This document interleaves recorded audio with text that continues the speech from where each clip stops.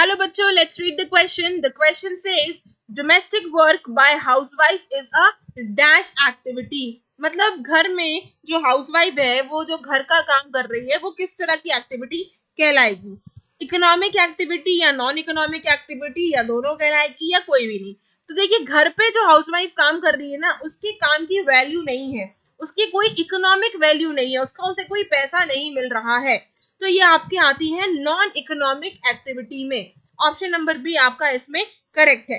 लेकिन लेकिन अगर वो औरत किसी दूसरे के घर में जाकर काम कर रही है, यही हाउस होल्ड वर्क जाकर काम कर रही है लेकिन दूसरे के घर में कर रही है, तो उसको उसकी है इकोनॉमिक एक्टिविटी.